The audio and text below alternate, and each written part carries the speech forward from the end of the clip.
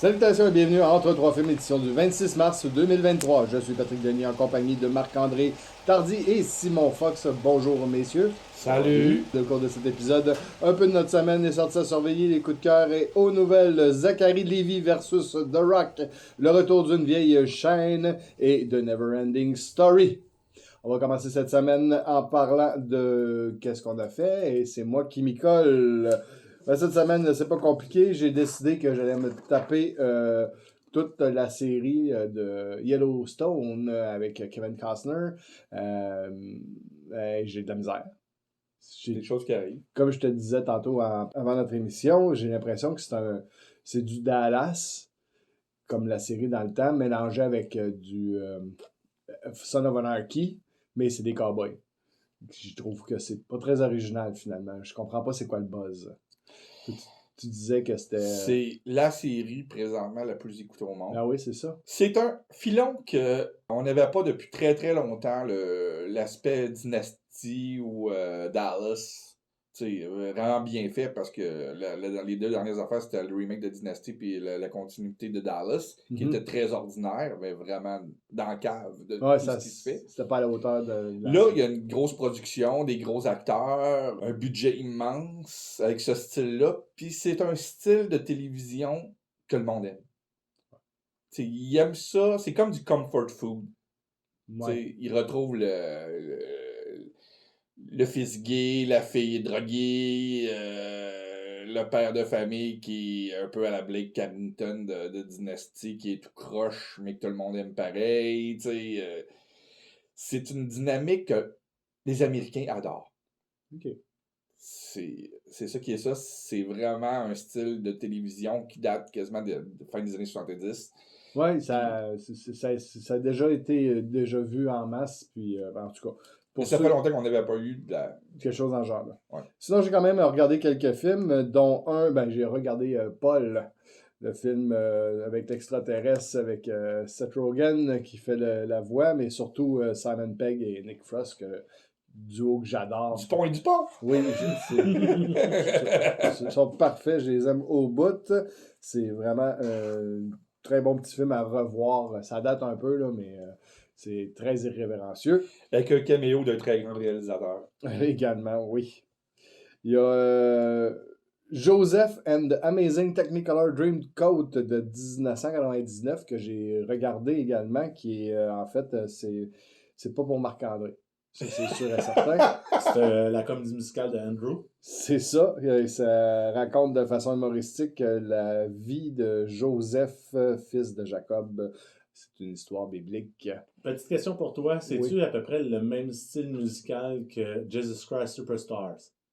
Un peu rock et tout ça? Parce que même si on le sait très bien que je suis pas un amateur de comédie musicale, musicalement, Jesus Christ Superstars, c'est une comédie musicale que j'adore écouter. La version originale avec Ian Gillian et Murray Head. Ouais.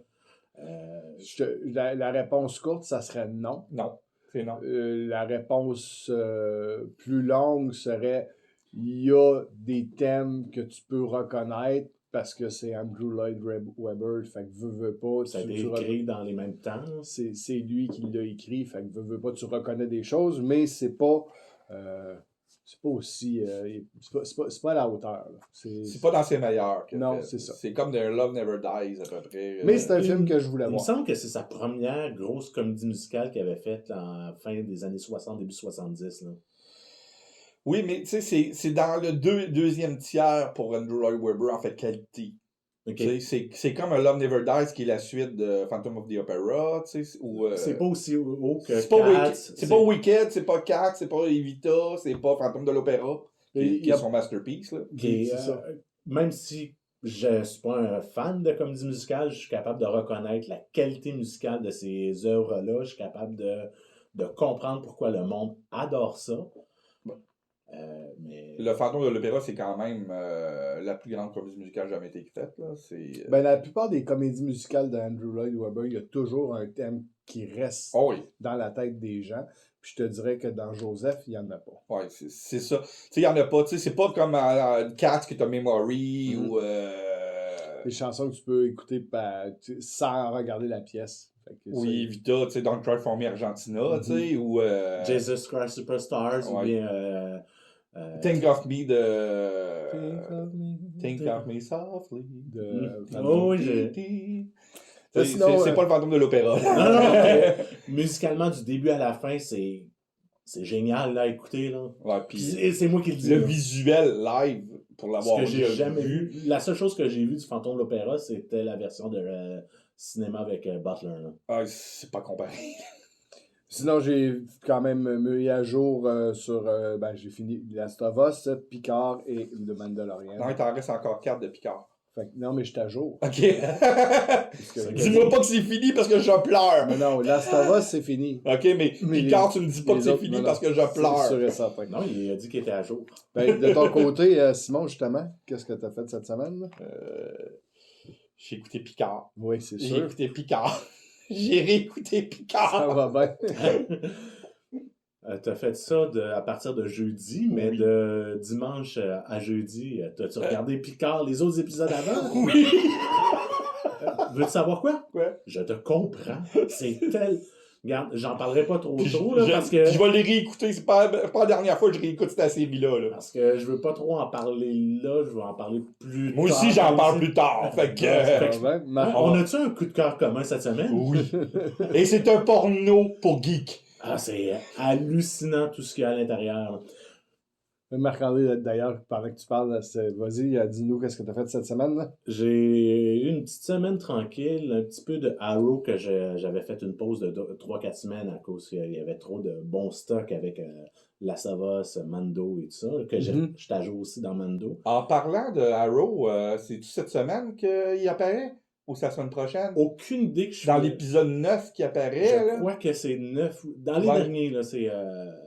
Enfin, on va le revoir parce Ouais. que ça manquait dans cet univers-là. Et j'ai fait une soirée cinéma avec mon père cette semaine. On est allé au Clap voir le dernier Shazam. Shazam! Shazam! Que, personnellement, j'ai trouve ça moyen, mais je suis capable de comprendre toutes les qualités qu'il y a dans ce film-là, l'écriture qui est, on en parlait tantôt quand on s'en venait, que supérieure à Black Adam, mais comme plaisir d'auditeur, il y a quelques trucs que j'ai adorés dans le film, mais ça a été moins plaisant pour moi que Black Adam à regarder. Aïe, aïe. Mais pourtant, Black Adam. Black Adam, c'était dans le bas fond du bas fond, là. Il y a une différence entre qualité du film et appréciation. Je te parle de mon personnelle. appréciation personnelle, là. Oui, mais ça c'est normal. Puis c'est correct qu'on ait des goûts totalement différents, puis qu'il y a des trucs pourris qu'on va adorer, puis il y a des trucs super bons qu'on va moins aimer. Puis ça va dans nos goûts personnels. Mhm. Il y a quand même quelques bonnes passes dans le film que j'ai trouvé comme la lettre Ah, que ça- les jeunes envoient aux filles d'Atlas. Que j'ai trouvé. Et une des deux scènes pas génériques, celle qui a été rajoutée, non pas celle qui était censée être là. On va en parler de celle-là qui était censée être là. Ouais, on va en parler plus tard. Et c'est quoi dans l'autre chose que je voulais parler sur ce film-là? Non, il manque de Billy. Il Ouais, manque c'est le carrément seul de problème Billy. du film. Ce que j'avais adoré du premier, c'est toute la quête que le jeune faisait pour chercher, puis la relation qu'il avait dans sa famille d'accueil et tout ça, ou les passes qu'il avait à l'école, et t'as pas ça. Ah, mais c'est quoi ce qui rend. L'acteur de 1 est rendu trop vieux Ouais, ça paraît aussi. Là, pour jouer ce rôle-là. Moi, il a grandi pas mal. Il a grandi puis il a vieilli. Ouais. Tu sais, au lieu. Il aurait fallu recaster Billy. Ça Ouais. aurait été mieux. Tu recastes pas Shazam, mais tu recastes Billy, comme on faisait dans les années 80. Regarde. Ouais, pour le Justement, dans le film qu'on va parler dans le vidéoclub, des suites, ils ont recasté le Ah ouais. personnage principal. Pour garder le type d'âge du héros. Oui, exactement. C'est un des défauts du film. Puis, On par pense exemple, t'as Rachel Ziegler qui est tellement belle, ça n'a aucun sens. J'adore son personnage aussi dans le film. Et les petits caméos. Une autre scène aussi que j'ai adorée, c'est le rêve que Shazam fait au restaurant français. Quand il essaie de cruiser Wonder Woman et tu te rends compte que... Merci d'avoir lâché les punchs qu'il y a Wonder Woman dans le film. Après une semaine, si tu l'as pas vu... Puis que Il y a des bandes annonces, il y a des bandes annonces. Il y a des bandes annonces, mais là, c'est carrément, tu vois le corps de Wonder Woman avec la tête du magicien. Là. Ouais. Ça, c'est l'autre passe que j'ai trouvé vraiment drôle, mais sinon, il y a quand même... On dirait que c'était une grosse pub pour Skittles, le film. Sérieux, là, le nombre de fois que tu entends le mot Skittles dans le film. Mais il y a encore le même problème que le premier film. Zachary Levi joue trop jeune pour qu'est-ce que le personnage est. Oui, oui, carrément. C'est un des gros défauts, moi, que je trouve de la série Shazam. Tu trouves qu'il joue trop jeune ou trop épais? Trop, un peu des deux. Tu sais, parce que quand tu vois Billy ou les amis à Billy, sont plus adultes que la version Shazam. Ouais. Au niveau mentalité. Exact. Puis c'est un petit défaut. Ouais. Mais c'est, comme on dit tout le temps, regardez le film et faites votre tête.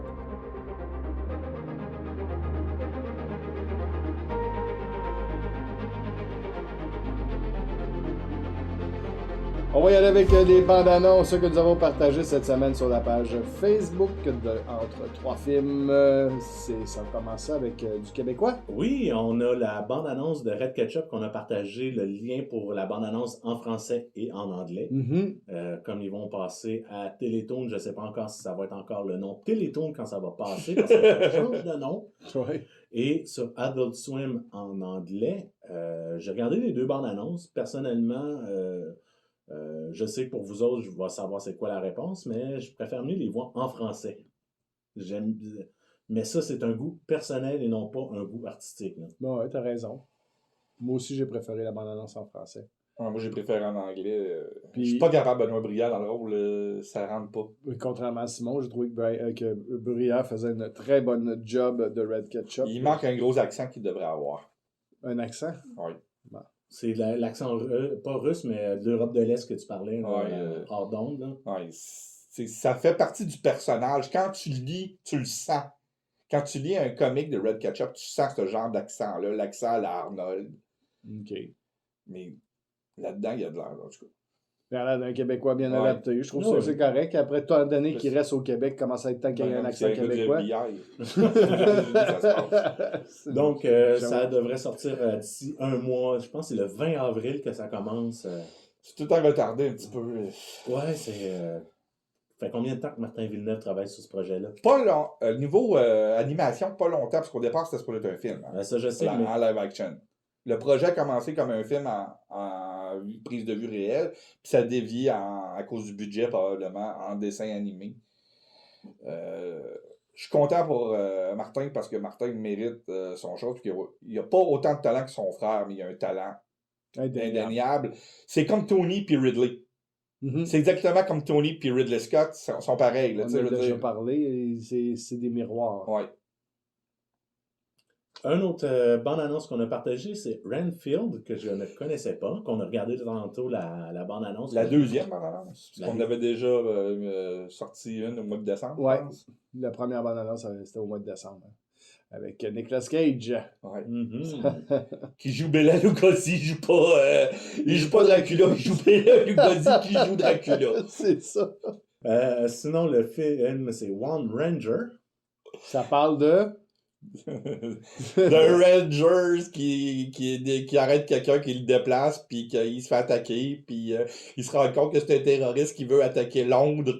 Fait qu'il est comme exilé à Londres, mais c'est un ranger du Texas, fait que c'est un cowboy à Londres qui détruit des terroristes. Avec Thomas Jade. Ouais, puis John Malkovich. Oui, John Malkovich aussi dans le film. Le prochain film qu'on a partagé, c'est pour vous autres, les gars, le dernier projet de Tommy Wiseau. Non, c'est pas pour nous autres, c'est pour notre ami Charles. Ah, c'est... Big Shark. Big Shark. Tommy Wiseau, était-tu vraiment nécessaire qu'il revienne en arrière d'une caméra? Ben écoute, tu lui donnes de l'argent gratis en faisant un remake de The Room en faisant Disaster Artist. Qu'est-ce qu'il va faire avec cet argent-là, d'après toi? C'est sûr. Il est mort de rire. Ils ont donné sur un plateau d'argent l'argent pour faire un film. Il l'a fait. On a partagé aussi la bande-annonce de la série Love and Death avec la grande sœur Olsen. La petite. La petite, c'est vrai. Ouais, mais plus grande. Ouais, bien meilleure. C'est elle que tout a le talent. Ouais. Qu'on a eu une série qui s'appelait Candy sur Disney+, avec exactement le même sujet l'année dernière.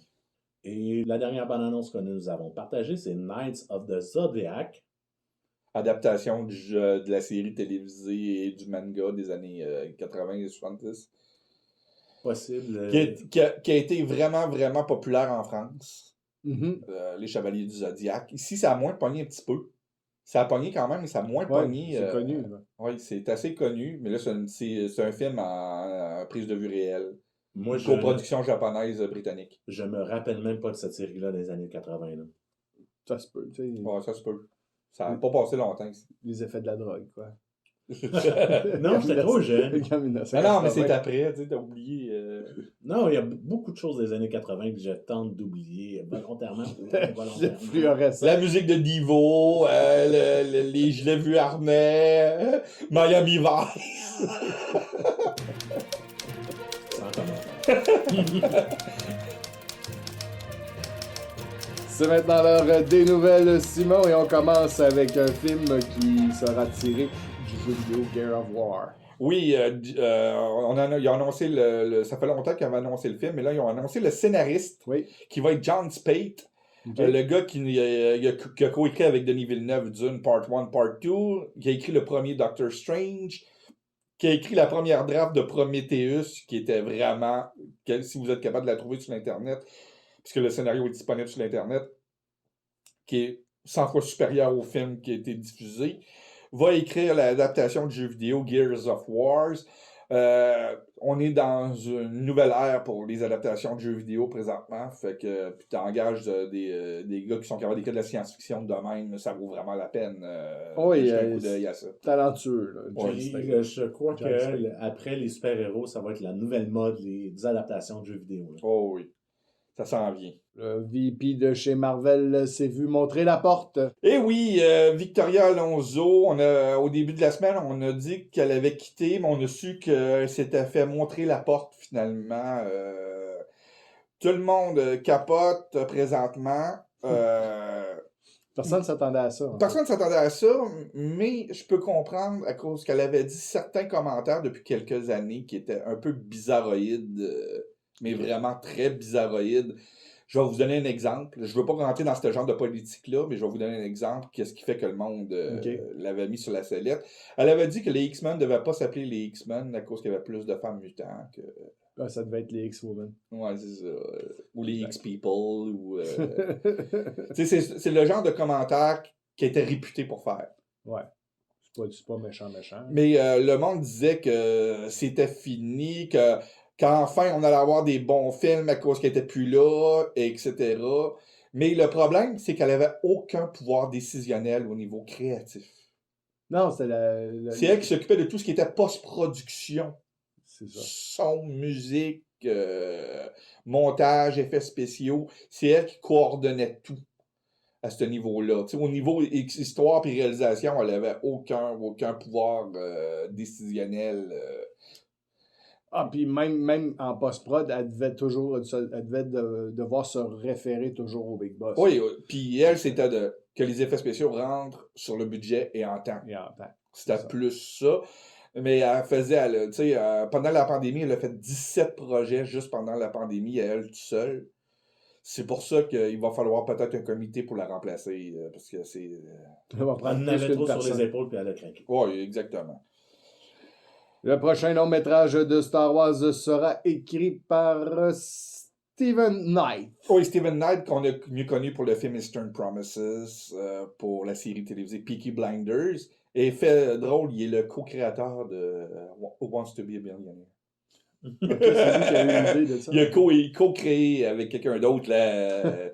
Mais c'est un excellent scénariste. Mm-hmm. Il est engagé, après le départ de Damon Lindelof, il est engagé pour écrire ce film-là. Combien de temps qu'il va rester en poste? On le sait pas, parce que quand on est engagé chez Lucasfilm pour écrire un film, c'est un ciel. Dans ce temps-ci, on ne sait pas partout si ça va se rendre au bout. Là, non, il sera peut-être même plus en poste dans 2 semaines pour le Star Wars Celebration, qui est dans 2 semaines, la grosse convention de Star Wars qui est dans 2 semaines. On va souhaiter qu'il t'offre un peu plus longtemps que ça quand même. Après Zellers, voici le retour d'une autre chaîne, c'est Blockbuster. Blockbuster Vidéo qui reviennent. Qui reviennent louer quoi? Là, on ne sait pas. Ils ont mis en ligne leur site web OK. et c'est écrit « On travaille à rembobiner vos films. » OK. Ils vont mettre ça sur ces collants-là sur les DVD. On travaille à... Tu sais, en voulant dire qu'il y a un gros projet qui s'en vient. Mhm. Présentement, il y en a juste un dans le monde. Il y en a eu 9000 à son plus haut. Oui. Il y en a c'était qu'un énorme. seul en Oregon qui marche encore. OK. On sait qu'il y a eu une série télévisée Blockbuster qui s'est faite dernièrement. Ensuite de ça, il y a un bar Blockbuster qui existe à Los Angeles, qui est fait comme dans un vieux club vidéo. Ah, c'est bon, ça. Bon concept. Oui, c'est... mais là, il parle que ce serait vraiment le retour des blockbusters. Tu sais, même si on a Netflix and chill à cette heure, il n'y a rien de plus le fun qu'être un peu hangover à 11h le soir puis rentrer dans un club vidéo avec des chums puis faire « Hey, qu'est-ce qu'on écoute en fin de semaine? » The Room. Non, mais tu sais, trouver le film le plus crasse, justement, dans le club vidéo. Je sais que les employés de club vidéo, on connaît ça, on haïssait ça quand le monde faisait ça, mais en tant que client, c'était le fun de le faire. Moi, ce que je comprends quand même pas, c'est quoi? Tu vas arriver avec ta clé USB, puis ils vont mettre un MP4 dessus, puis tu vas retourner chez vous? Ben, il y a encore du physical media qui existe. De moins en moins? Ouais, puis, mais la demande, es-tu là pour louer un jeu vidéo à cette heure, peut-être? Oui, peut-être les jeux vidéo encore, mais même les jeux vidéo, ils commencent à être de plus en plus en ligne. Là. C'est Non, mais quand mais en ligne, il faut que tu l'achètes 70$ pareil, tandis que si tu as la copie physique puis tu la loues 4,99$ pour une semaine, ouais. Tu sais, tu peux le finir, puis tu sais que tu veux l'acheter après, tu peux l'acheter après. Ben, t'sais. ici, on a une coupe de. Ouais, il y en a encore, de mais aux compagnies États-Unis, il qui y en a de moins en moins. sont spécialisés juste dans le jeu vidéo. Là. Il y en a Mais il qui n'y en a sont... pas tant que ça. Juste. Ben, GameStop. Moi, GameStop, ils vois... l'usent pas. Ah non? Non, c'est juste des achats. Ah, ok. Là, ce qui est vraiment la grosse mode de location, c'est les jeux de société. C'est vraiment ça, la grosse mode. Avant de mettre un 200$ sur un certain jeu de société, tu vas le louer pendant une semaine pour 10$ et tu l'essayes, puis après ça, tu vas l'acheter si tu l'aimes. Ben, c'est un peu le même phénomène que dans les jeux vidéo, finalement, à l'époque. Ah oui.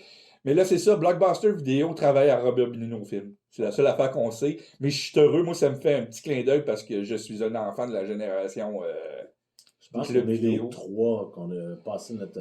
Des heures et des heures de plaisir. Mhm. À demander, avez-vous la suite de Radioactive Reporter numéro 2? C'est ta base, ce film-là. Ah, bizarre. Moi, c'était plus... est-ce que vous avez un film dans lequel joue Gentle? Ah, ta gueule. D'ailleurs, dans le bar à L.A., Oui, quoi? il y a la section adulte. Oui. Et c'est les toilettes qui sont dans la section adulte. C'est Bon, les toilettes. Faut que j'aille aller. Est-ce qu'ils ont les petits portes western? Ou, non, mais ils ont des petits gorlots, là, des Oh, petits oui, cordes à gorlots. Glic, glic, glic, glic. Je trouve ça super cool, sérieusement, d'avoir mis les toilettes dans la section adulte. On devrait en partir un bar comme ça ici à Québec. Ça serait drôle. Mais nous autres, ça s'appellerait Super Club Vidéotron. Parce que c'est pour ça que Blockbuster n'avait pas pogné quand ils ont essayé de venir au Québec, d'ailleurs. Parce qu'il y en a eu un sur Sainte-Catherine, Oui. un Blockbuster. Il y en a eu un à Montréal, un Blockbuster. Mais Super Club Vidéotron avait fait exactement le modus operandi de Blockbuster. C'était identique. Un Super Club Vidéotron Québec, c'était un Blockbuster. C'est ça. C'était identique. C'est pour ça qu'il n'avait jamais pu avoir la cote de marché. Parce qu'on avait déjà. Ouais. Puis il était bien installé. Ouais. RDJ pourrait jouer dans un Hitchcock. Ben, un remake. Vertigo. Oui. Ou comme la personne à ma gauche appelle Sueur froide. Sueur froide. Va avoir son remake chez Paramount. Encore une fois écrit par Steven Knight. OK. RDJ jouerait le rôle qui a été rendu célèbre par Patrick Stewart. James Stewart à l'époque. C'est un que j'appelle de l'âge d'or de Hitchcock. Qui a commencé l'âge d'or de Hitchcock. Parce qu'il y a eu des excellents films avant. Mais la série de films qu'il a faite à partir de Vertigo. T'sais, on parle de Vertigo, North by Northwest, Psycho, The Birds, de suite. C'est 4 films. Grands films, là. C'est 4 meilleurs de suite. Vertigo, c'est un des plus particuliers. Oui. Moi, personnellement, c'est un des plus cool parce que j'ai une haine aimé Love and Hate Relationship avec Hitchcock. Mais Vertigo, c'est un de mes préférés. Je suis vraiment content, puis ça va donner plus de moulin, de l'eau au moulin à RDJ à la place de jouer Iron Man, quelque chose du genre, de jouer un personnage aussi complexe que ce personnage-là, parce que le personnage est extrêmement complexe. Puis on sait qu'il est capable. C'est un grand acteur, Robert Downey Jr. Et voir San Francisco, j'espère que ça va se passer à San Francisco, parce que San Francisco est un personnage dans le film original. Zachary Levi qui s'en prend à The Rock. Oui, de plusieurs méthodes. Il l'accuse pratiquement d'avoir bloqué certaines affaires sur le tournage du premier Shazam et du second Shazam aussi. OK. Toute apparition ou le fait qu'on verra jamais un Black Adam versus Shazam. Ben, pas dans cette itération-là. Non, parce que The Rock veut pas jouer les méchants dans un film.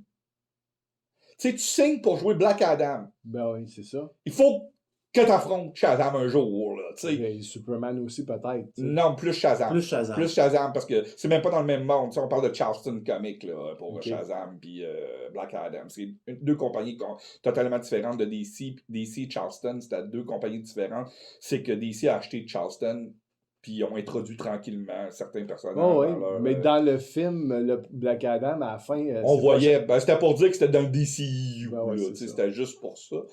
Mais là, il a bloqué le fait, tout rapport avec Black Adam dans le deuxième. Il a bloqué accès à certains personnages, puisque lui, il avait acheté les droits de Black Adam avant que le DCU existe. OK. Dwayne The Rock Johnson avait acheté les droits, puis dans ses droits, il avait demandé à avoir la Justice Society. Puis, pour Fear of the God, les auteurs voulaient utiliser la Justice Society, puis ils se sont fait dire par The Rock, non, ça m'appartient. Sont à moi. Tu sais, puis le fait qu'il voulait rien savoir de partager l'écran avec Zachary Levi, parce que le deuxième film aurait dû être Shazam vs Black Adam, on s'entend, là. Tu sais, dans Black Adam aurait dû apparaître dans Shazam 1 en caméo pour l'introduire. Il aurait dû avoir son film comme on a eu. Puis le Shazam 2 aurait dû être la confrontation entre les deux. C'est pour ça qu'ils ont dû refaire une scène post-générique avec d'autres personnes. D'autres personnes qu'on ne parlera pas ici, que j'ai trouvé quand même succulente, cette scène-là. Ouais, mais quand tu lis le scénario de l'autre, était supérieur. J'imagine, mais que j'ai quand même trouvé succulente pareil. Oui. Puis le fait de bloquer, ça bloque le monde, ça bloque l'univers d'ici. Ça rend pas... Puis c'est drôle, c'est comme pas de signal au niveau de Rock, parle pas du tout, il se cache, on dirait, de ce temps-ci, à cause de ça. Lui qui a la marche patate facile d'habitude sur l'Internet. Là, il doit s'être fait dire par son agent. Ferme ta gueule. Disparaît un petit peu. Descendant aura un 4e volume. Oui, Rise of Red. Ça s'appelle de même. OK. Descendant, c'est la série qui a eu une trilogie qui était les téléfilms les plus écoutés de l'histoire du Disney Channel. Le 4e va être diffusé sur Disney+, ce qui est normal parce que le Disney Channel, on s'entend que c'est plus qu'est-ce que c'était. Non, c'est sûr. Mais Descendant, ça a un gros follow-up. Les albums ont été classés platine. Ouais. C'est. Puis quand on va à Disney, on voit très bien l'importance de cet univers-là. Il y a des livres, il y a des posters. Tous les costumes que tu peux acheter, des personnages, autant pour les enfants que pour les adultes. Et la musique est omniprésente. Dans les parcs, t'entends Rotten by the Core. Rotten by the Core est partout dans le parc. Partout. C'est la chanson que tu entends le plus dans le parc. C'était vraiment pas mauvais là, comme film. Non, puis ça nous a fait découvrir Dove Cameron.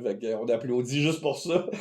Et est-ce qu'elle va être là, Dove Cameron? Non, malheureusement, il n'y a pas de... Pas pour l'instant. Elle peut faire peut-être un caméo. Okay. Mais pour l'instant, il n'y a rien annoncé. Non, puis Sabrina Carpenter non plus. Puis malheureusement, il y en a un des deux gars qu'on ne verra pas. Il est décédé. C'est ça, c'est malheureusement. Il y a un des deux gars qui est décédé. C'est arrivé pendant qu'on était à LA, ça? Oui.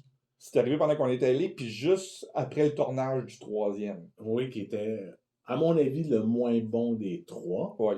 D'ailleurs, Mais- ça reste le premier. Non, le premier, on sait mon amour pour les comédies musicales, là. Mais tu l'avais aimé. J'ai adoré l'univers, j'ai adoré ce qu'ils ont fait, comment ils ont amené les personnages, j'ai vraiment adoré ça. Musicalement, c'est du auto-tune tout le long, ce qui rend pas service parce qu'il y en a à l'intérieur qui ont des très belles voix, Sabrina Carpenter. et ça leur rend pas justice. Ah non. Ça leur rend vraiment pas justice, puis j'aime vraiment pas leur version de Be Our Guest. Ça, c'est... Non, mais t'as même pas les mêmes paroles. Anyway, c'était fait pour fitter dans le film. Mm. Tu sais, Descendant, c'est même meilleur que Maleficent. Ouais. Mais c'était... Avec un budget TV. C'est ça. Il réussissait avec l'histoire à être meilleur que Maleficent. Le concept était extraordinaire. Puis le troisième, il était pas censé être au cinéma. Comme High School Musical, le 3e était au cinéma. Je sais pas pourquoi. Il voulait pas perdre des views, puis Disney Plus s'en venait. Mhm. Il voulait garder ça pour... mais Descendant, c'est la plus grosse franchise télévisuelle au niveau cinéma de Disney. C'est à voir, qu'on aime ou qu'on n'aime pas, c'est de voir la perspective de une nouvelle perspective de personnages connus de l'univers de Disney. Jafar, était-tu drôle? Oui, oh oui. Mon fils va devenir un voleur! C'était vraiment cool.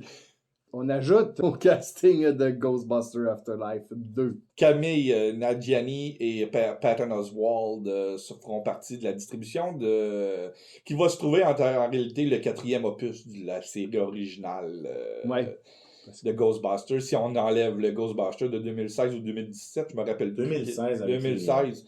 Je veux l'oublier, ce film-là. Je pense que les producteurs de Ghostbusters aussi veulent l'oublier. Tu savais qu'ils ont rétabli ces personnages-là en comique? Oui, ben, ils ont même fait un team-up avec la version Real Ghostbusters. Là, Ils ont l'histoire, c'est que tu as ceux du film, ceux de la série télé et les 4 filles sont ensemble pour se battre contre de quoi, là. C'est vraiment un multiverse vraiment merdiaque. C'est ridicule. Merdiaque. Merdiaque. C'est un... C'est quoi ce terme? J'ai fusionné ça merde veut tout et dire. médiocre. Ça veut tout dire. Non, mais le film de 2016 était pourri, mais Afterlife, qu'on a eu un an et demi, était excellent. C'était très bien, oui. Tu sais, c'était vraiment... Moi, ce que j'ai Au aimé bout du du jour. film de 2016, là, c'est quand que ça finit. Non, il y a une autre chose aussi que j'ai adoré dans la version, parce que je ne l'avais pas vu au cinéma, c'est qu'ils décident avec certains fantômes de sortir du cadre. Mais ça, c'est...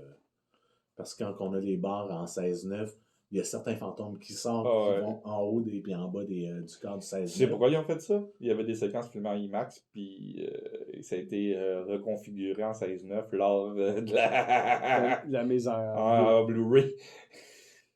Puis à la télévision. Et Chris Hemsworth, je pense que c'était le moins pire des comédiens.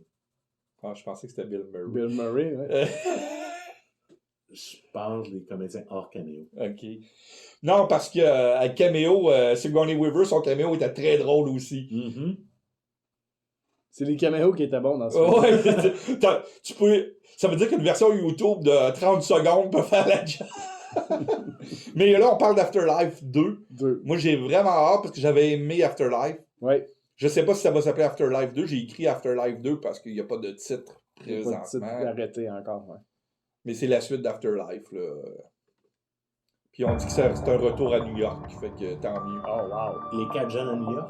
À la fin du film, je sais pas si tu t'appelles, mais Ernie Hudson allait ouvrir des Ghostbusters un peu partout dans le monde. Fait que,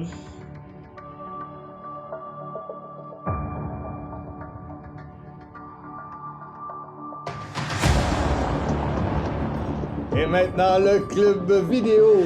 Cette semaine, on parle d'un film qui a marqué la jeunesse de bien des gens. On parle de l'histoire sans fin ou de Neverending Story. Film de 1984. C'est ça. c'est ça. En 84, c'était la présence du pape à Québec. Ouais. Puis c'était les voiliers. Les grands voiliers. Ouais. Pour le monde qui connaisse un petit peu l'histoire. Qu'est-ce qui s'est passé à Québec dans les années 80. On était supposé tellement d'avoir de monde qui vient visiter la ville qu'on était obligé de se parquer à Trois-Rivières.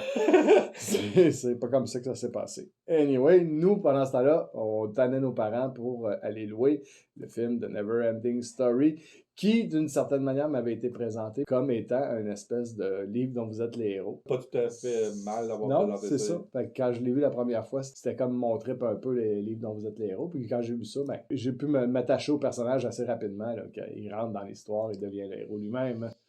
Et, Surtout qu'Atreyu, c'est le gars dans Sushi Girl, fait que t'as dû triper.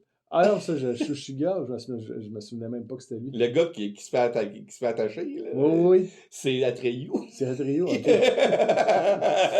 Atreyu qui est comme une espèce de sauveur dans l'univers. Mais le personnage principal, en fait, c'est plus Barrett Oliver. le lecteur en tant que tel. Qu'est-ce qui se passe exactement dans ce film-là, donc? Les gars? C'est un jeune qui vient de perdre sa mère et qui aime beaucoup la lecture, qui se fait bullier par 3 gars et qui va se cacher dans un espèce de libraire que le libraire aime pas les enfants, mais quand il découvre qu'il aime la lecture, il l'accueille un peu. Et le libraire est en train de lire un livre magique qui est très dangereux parce que au lieu de vivre l'histoire, t'es l'histoire, et le jeune décide, au lieu d'aller à l'école, prendre le livre et de se cacher dans l'école. Dans le grenier. Genre. Dans le grenier. C'est dans l'école pareil. C'est dans l'école pour lire le livre où c'est l'histoire d'un monde fantastique qui est en train de mourir et que le néant, qui est un peu la métaphore de la perte de l'imaginaire que le monde a en vieillissant, ravage le monde. Et il suit Atreyu dans le roman pour sauver le monde, qui est l'espèce d'élu, et que tu te rends compte que Atreyu est le miroir de Bastien, le personnage principal. Oui. C'est un film exceptionnel pour les enfants, pour l'époque qui a été faite. Les effets d'animatronique dans ce film-là sont exceptionnels. Le personnage de Pierre m'avait marqué. Moi, j'avais vu ce film-là la première fois en 86, à mes 7 ans. Mon père avait loué un VHS et ce film-là pour le regarder. Et je pense que je l'ai regardé 4 fois de suite. Moi, j'ai toujours pensé que c'était un film américain. C'est un film allemand. C'est un film allemand qui a été... coproduit par plusieurs Américains et puis tourné en anglais. Et dirigé par Wolfgang Petersen. Qui nous a donné des classiques comme Das Boot, The Line of Fire, The Perfect Storm. C'est Air Force One. C'est un grand réalisateur qui s'est attaqué à un film pour enfants, puis c'est son film le plus abordable aussi. Oui, parce que Das Boot, c'est pesant, c'est lourd. Tous ces films sont lourds, comme Outbreak. Faut pas écouter Outbreak depuis la pandémie. Alors que celui-là, c'est magnifique du début à la fin. Même le loup est magnifique à regarder. L'imaginaire, le côté, la direction artistique de ce film-là, le monde, comment il a été créé, les personnages, les lieux, c'est magique. Même encore aujourd'hui, quand je l'ai regardé, ça faisait 20 ans que je ne l'avais pas vu, je me voyais encore TQ. Moi, j'ai écouté les 2 versions du film cette semaine. Oui, parce qu'il y a une version internationale sans la musique de George. Non, c'est le contraire. Une version allemande, puis une version internationale. Merci de la correction. Nous autres, on a vu la version internationale. Ouais, ça a l'air la version Warner Bros. Est appelée la version Warner Bros. La version Warner Bros. Oui, c'est ce qui est marqué ici. Oui, c'est ça. La version Warner Bros. C'est la version qui est disponible partout dans le monde, quasiment. La version avec la musique de Giorgio Moroder. Puis la fameuse chanson qui rentre dans la tête puis qui veut pas sortir des têtes. Là. À un tel point que Stranger Things l'avait utilisé à la fin de la saison 2. Oui, mais dans la version allemande, t'as pas ça. T'as pas la chanson. T'as pas la musique de Giorgio Moroder. C'est Klaus Dolpinger qui a fait la musique au complet, même s'il est crédité dans la version Warner Bros. Il n'y a quasiment pas de cue musical de Dolpinger dans le film. La version allemande, elle dure 15 minutes de plus. Et les scènes sont... Il y a plusieurs scènes qui ne sont pas montées à la même place dans le film. Et le film est beaucoup plus adulte. OK. C'est un film ça, c'est plus... qui a mieux vieilli. Il est plus proche de la vision du réalisateur. C'est la version à Wolfgang Petersen. Mais ça ne fait pas d'un mauvais film pour autant. Là. Ça fait un film plus adulte. OK. Et est-ce que la version allemande est plus fidèle au roman? Parce que je sais que c'est un roman à l'origine. Ouais, j'ai lu Que- le roman d'ailleurs quand j'étais jeune. Et que le film se termine et que dans le roman, il y a quelques chapitres de plus. Beaucoup. C'est à moitié. C'est à moitié? Le film est la moitié du roman. Parce que je sais que dans le roman, Bastien vit dans le monde de Fantasia. Ben, et que... C'est d'ailleurs pour ça que Michael End, l'auteur du roman, avait détesté le film. Puis il s'était fait dire, parce que j'ai écouté les making-of cette semaine aussi, OK, ouais. puis il détestait le film, pas à cause du film, à cause de la fin. Pour lui, c'était inconcevable que Falgar et Bastien reviennent dans notre monde pour attaquer les Bullies à la fin. Puis il avait dit au producteur, vous me faites un film de Disney, puis la réponse était « Fuck yeah, we made a Disney movie! » Puis ça avait mis un creux entre les... Il avait fait un procès parce qu'il voulait pas que le film se fasse à cause de ça, mais il y avait déjà les droits d'auteur, puis le film était sorti, puis les producteurs font ce qu'ils veulent. Puis pour le film, c'était parfait. Et petite question, là, on sort, je vais sortir un petit peu de ce film-là parce que le film est génial. Les deux suites. Est-ce qu'on n'en parle pas? Ah, non. Le 2, il y a certaines affaires de cool dans le 2, mais c'est très mauvais. Et le 3, on n'en parle même pas. Le 3, c'est un désastre. C'est un film merdique. La seule affaire, je pense que c'est le premier film de Jack Black. C'est un cash grabber. Non, mais c'est un film à très très petit budget. Je pense que c'est le premier film de Jack Black. Jack Black fait le bully, justement, dans la version, dans le troisième. Méchant bully. Non, mais dans ce temps-là, il était plus... Peut-être probablement. Tu sais, tu mets une côte de cuir, les cheveux rasés, puis... Toi, donne-moi ton argent du déjeuner. C'était-tu à peu près la même époque où il a joué dans X-Files? C'était à peu près à la même époque. Mais je parlais puis ça paraît que le troisième est un film purement allemand, même si c'est réalisé par un Britannique. C'est la production, juste par la production, ça paraît que c'est un film allemand de la manière qu'il était tourné. Le deuxième est réalisé par George Miller, mais pas le George Miller qu'on connaît. Le George Miller néo-zélandais, qui nous avait donné plein d'atrocités dans les années 80. Parce qu'il y a deux réalisateurs, George Miller et l'Australien. le néo-zélandais. Le néo-zélandais, c'est minable. Revenons au film de 84. Oui. On a parlé tantôt des animatronics. On a parlé tantôt du monde, les décors, comment c'est fait. Juste la première... Les peintures. Juste la première scène, quand tu vois l'homme de pierre arriver avec les deux autres personnages, le chapelier et... C'est une marionnette grandeur nature. C'est hallucinant. C'est une animatronique grandeur nature. Il avait monté une équipe technique assez incroyable. Il y avait du monde qui avait travaillé sur 2001, l'Odyssée de l'espace, du monde qui avait travaillé sur Alien, sur Star Wars Empire Strike Back. Sur Ça avait tout été mis ensemble pour former un super team, comme on pourrait dire, pour créer les effets spéciaux de ce film-là, qui sont, ma foi, encore aujourd'hui impressionnants. La preuve qu'on n'a pas besoin de créatures CGI au cinéma. Non, toutes les marionnettes, même la superposition d'images avec les dessins, les ciels. Ah oui. Le ciel dans ce film-là. Ça paraît pas que c'est filmé dans des aquariums avec... non, pas du tout. Mais ça fait le charme. Ouais. Ça fait un charme... Ce qu'on voit plus aujourd'hui. Là. Non, t'as plus ce genre... Quand t'avais pas d'ordinateur, quand t'avais pas de choses, ça amenait une créativité. Il fallait que tes méninges, en tant que créateur, en tant que cinéaste, bougent plus vite, puis trouvent des solutions à faire un film avec 16 millions de budget. Parce que c'est juste 16 millions de budget, là. Tu sais, c'est... Aujourd'hui, t'as même pas la bouffe pour les acteurs pour 16 millions de budget. Non, mais c'est vrai! Aujourd'hui, ça se ferait sur un écran bleu. Fait que... Non, ça serait pas bon. Non.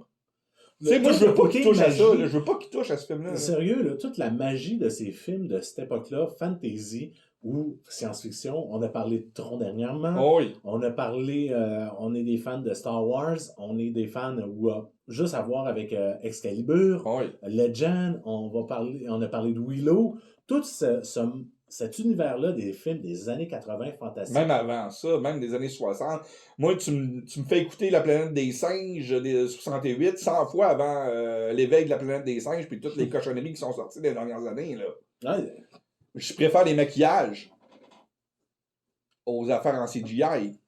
Mhm. Tu sais, Ah, je ça, comprends. c'était à l'époque que c'était la fin de cette ère-là, ce qui fait qu'ils étaient à leur meilleur dans l'histoire sans fin. Ouais, ils sont au top du top, ça paraît. Ouais, puis c'était la fin de cette ère-là, parce que l'ère a fini 9 ans plus tard avec Jurassic Park. Mais c'était dans les derniers gros films qui ont été faits avec ce genre de magnitude-là et d'imagination-là.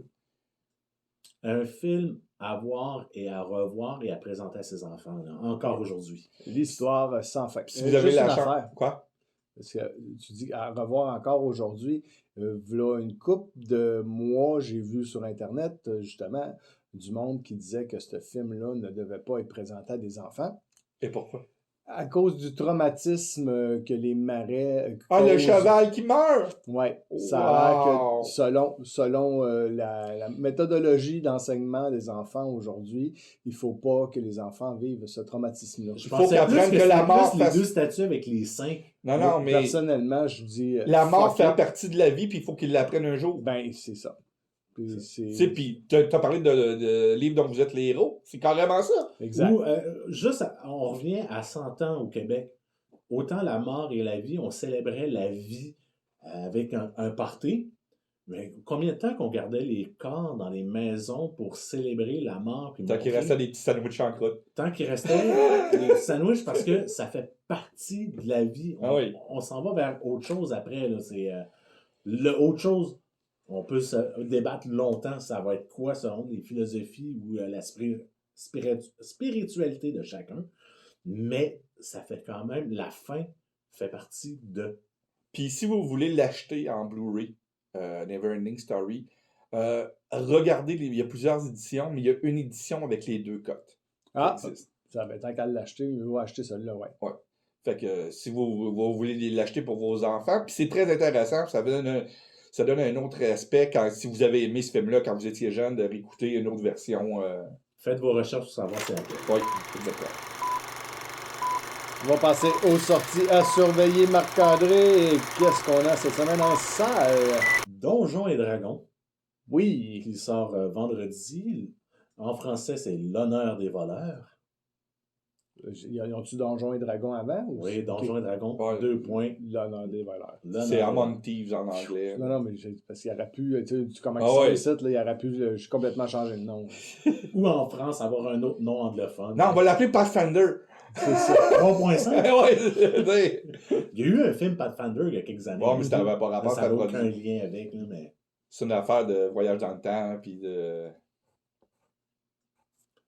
Sinon, on a Ennis Man, un drame d'horreur de Mark Jenkins, qu'on n'a pas vu passer trop, mais que... J'avais jamais entendu parler de ce film, que t'en parles ce matin. Ça va bien. Ça va bien? C'est un grand film avec beaucoup de publicité qu'on Ouais, voit ouais. partout. C'est ça. Partout très, très Mais sarcastique. ça avait l'air pas si pire. Fait que... Bon, mais Je ça vais a essayer de l'air trouver pas la si- bande-annonce. Si Marc-André le dit, on va Ouais. le croire. On va essayer de trouver la bande-annonce pour le mettre cette semaine. Et le troisième film à surveiller, c'est Spinning Gold. C'est un drame biographique de Timothy Scott Bogard. C'est un film sur le créateur de Casablanca Records, une grosse compagnie de disques des années 70. Ils ont eu Kiss dans leur... Ouais. Je pense que Donna Summer aussi était là-dedans. J'ai hâte de voir qui c'est qui va jouer Peter Goober, qui était le bras droit à Bogart. C'est Dick Bogart, je pense. Je pense Si ma que- mémoire est bonne. Je crois que oui. Oui, parce que Peter Goober était le bras droit. Et c'est Oh. Casablanca Records qui ont produit American Werewolf in London OK? et qui avait acheté les droits de Batman à l'époque. Puis ça a commencé à cette époque-là, Batman. Ok. J'espère que dans le film, on va entendre parler de Batman. Il faudrait. On va voir. Et en VSD? On a le 26 sur Crave, donc à HBO Max pour ceux qui sont à l'extérieur du Canada. George et Tammy, saison 1, c'est une série biographique sur George Jones, le grand compositeur de musique country américain. Oh yeah! Oh yeah! Pour ceux que ça intéresse. Sinon, le 31, 3 sorties à surveiller. Un film sur Netflix sud-coréen qui s'appelle Kill Boksoon. C'est de la science-fiction? Non, c'est Oh. c'est de la tapoche. Ah, j'aime ça aussi. Un bon film de tapoche. Sur Apple, on a Tetris qui sort. Ça, c'est le film que j'ai le plus hâte de voir cette semaine. Je l'ai pas dit en salle parce que j'ai pas eu confirmation que ça Il sort. sort dans quelques salles, mais pas au Québec, mais à travers le monde, il sort dans quelques salles. Parce que peut-être qu'ils veulent des chances. Les Oscars l'année Ouais, prochaine. parce que ça a de effets l'air. spéciaux? Non. Non. Ben, c'était. Non, mais la bande-annonce est juste débile, là, de ce film-là. Ouais. Ça a l'air vraiment bon. Ouais, ça a vraiment l'air bien. Et pour ceux que ça intéresse, une suite d'un film avec Adam Sandler et Jennifer Aniston, Meurtre et Mystère 2. Qui font quand même un bon duo là, ensemble. Les Ouais, deux. mais C'est le premier film était pas leur Bon, meilleur. on est ensemble. loin de Tom Hanks et Meg Ryan ensemble, là, mais Ou, ça fait quand Adam même Sandler. Le puis Drew Barrymore qui sont meilleurs. qui sont encore pas mal. 50 First Dates, c'est encore un de mes films que je trouve les plus drôles des 25 dernières années. Ouais. J'avais adoré Wedding Singer. Ouais, mais 50 First Dates, c'est une coche au-dessus encore. Là. C'est tellement con. Là.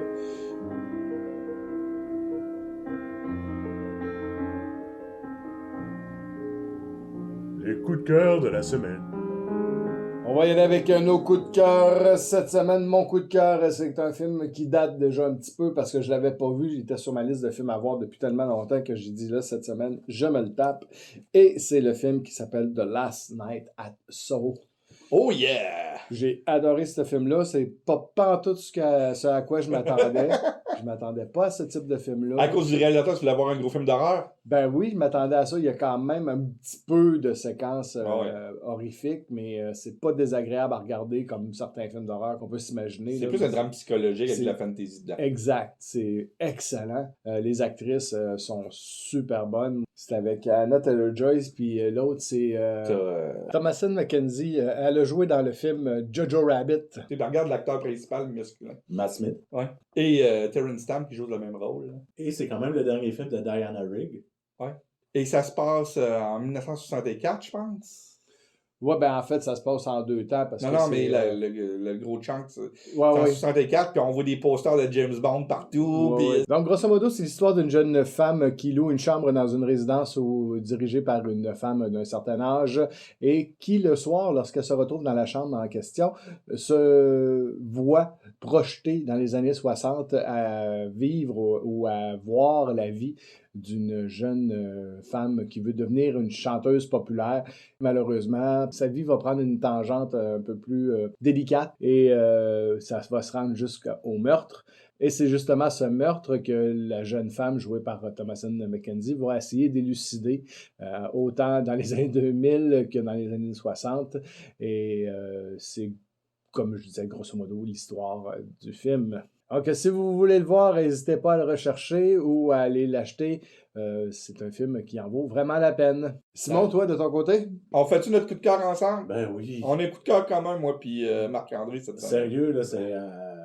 Cette série-là, plus ça. Le premier épisode était tellement fort, et plus ça avance, mieux. Le c'est. deuxième était meilleur que le premier, le troisième était meilleur que le deuxième, le quatrième était meilleur que le troisième, le cinquième était meilleur que le quatrième. Ça fait juste s'améliorer. On parle de quoi? Star Star Trek Trek Picard. Picard, saison 3. Ah, mais le sixième, c'est... Il y a des bijoux dans les scènes, il y a des bijoux dans les dialogues. Moi, une scène que j'ai adorée, c'est la scène avec Seven puis Jake qui regardent les vieux vaisseaux. Ah, la séquence fanservices de l'histoire. Oh oui, avec la musique en arrière de chaque Ah, scène. chaque cue musical a rapport avec le vaisseau que tu Quand tu vois vois. le Defiant, t'entends le thème de DS9. Quand tu vois Voyager, t'entends le thème. J'ai aimé quand elle dit c'est là que je suis né, la Ouais. deuxième fois. Ouais. J'ai trouvé ça. Puis quand ils sont dans le Dystrom Station, tous les Easter eggs qu'il y a. Ah, c'est fou. On voit la device de Nemesis qui tue les Romuliens. On voit une nouvelle device Genesis. Hey, Section 31 peut créer un monde. Ils peuvent prendre un bout de roc, faire une planète avec. Ils ont l'arme la plus puissante de l'univers Star Trek. Tu sais, tu fais OK. Et on voit un certain cadavre avec des bips, comme dirait qu'il est encore vivant, d'un certain James Tiberius Kirk. Ouais, c'est Uh-huh. bizarre. Hein? Tu sais, On voit un treble. modifié. C'est écrit Modifié. modifié. Ouais. Un triple d'attaque. Ouais. Ah oui. Puis Riker l'a dit, hein, le grand guerrier Clégo a peur de Petit Trevor. Une autre scène aussi que j'ai adorée, c'est la scène entre La Forge et sa fille. Oui. Ben, toutes les scènes avec la Forge, quand il parle avec Picard aussi. T'as pas aimé la scène qui a rapport avec la musique?